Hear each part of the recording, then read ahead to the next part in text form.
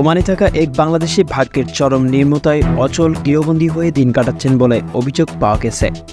চলতি মাসের শুরুর দিকে স্থানীয় এক নারী গাড়ি চালকের বেপরোয়া গতির বলি হন জসিম নামের ওই প্রবাসী।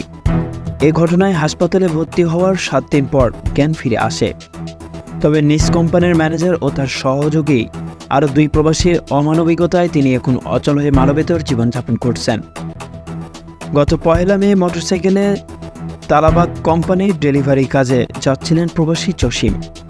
পথে ওই ওমানি নারী চালক বেপরোয়া গতিতে মোটরসাইকেলটি ধাক্কা দেন। মুহূর্তেই মাটিতে লুটিয়ে পড়েন জসিম।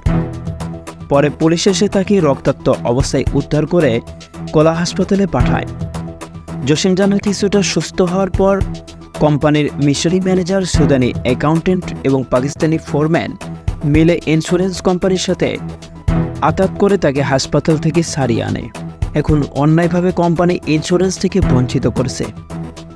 দীর্ঘ 11 বছর ধরে ওমানে থাকা চট্টগ্রামের জসিম পারিবারিক জীবনে 2 মেয়ে, একজন ছেলে সন্তানের বাবা। চরম সংকটের এই সময় তিনি বাংলাদেশ সোশ্যাল ক্লাব, চট্টগ্রাম সমিতি সহ বিদ্যমান ওমান প্রবাসীদের সহায়তা চেয়েছেন। সংবাদের এই পর্যন্তই। পরবর্তী নিউজ আপডেট পেতে আমাদের সাথেই থাকুন। ধন্যবাদ।